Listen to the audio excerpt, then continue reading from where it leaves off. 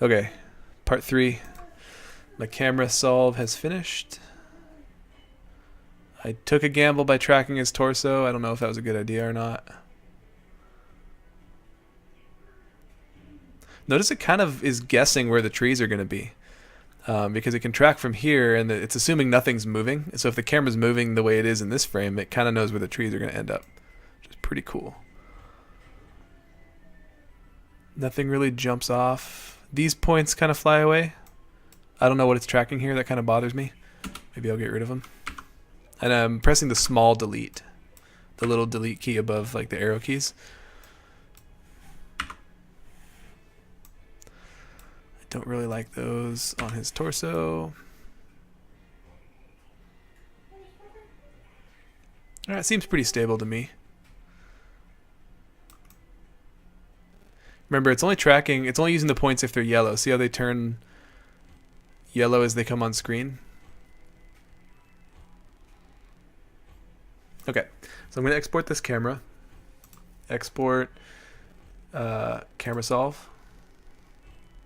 It's going to be Maya 4 Plus. Save it in Shot 2 camera.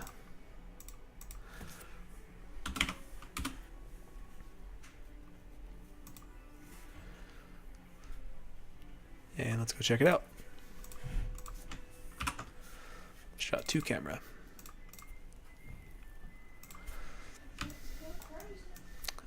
This is really interesting. Let me go to Boujou data.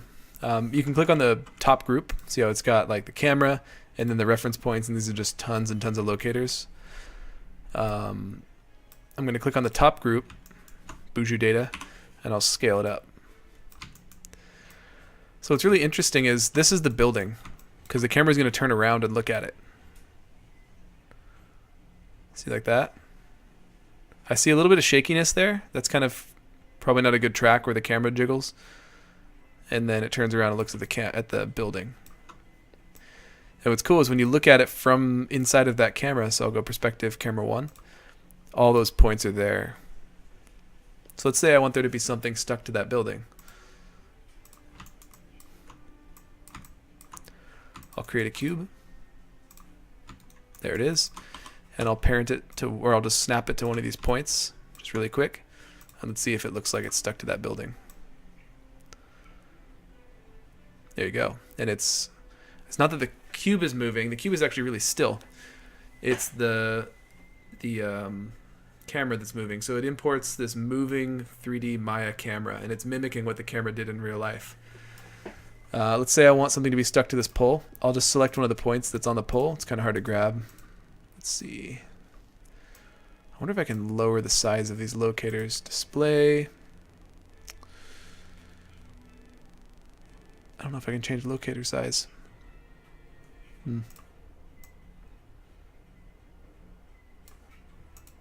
There. That looks like it's on the pole.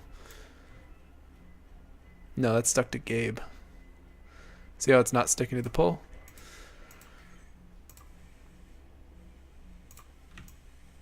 I think this is the pole right here.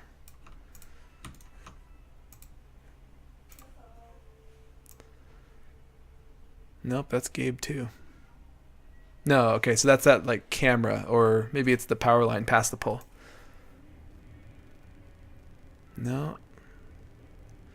Yeah, so it is there, but see how, remember when the camera shook, I said it's probably a bad track? See how it's not staying? So right here, this is kind of a bad section. It'd be really hard to animate something. The camera's actually shaking right now. That's why the locators are freaking out. But as soon as that comes back into frame out behind his head, it tracks again, and it's that power line.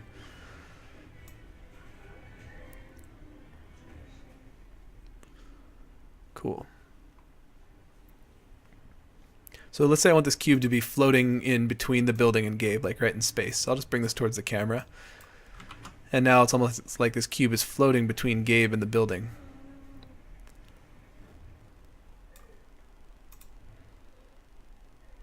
And I could animate the cube spinning around, doing whatever it does. And when I render it, as long as I get rid of the image plane, click on the image plane and delete it, and now when I render it, from this camera, it'll have an alpha channel, which I can use to composite it back in After Effects into the footage itself. Cool. So hopefully that helps. I'll talk about doing an After Effects track, like a simpler track, a little bit later. Let me export this video.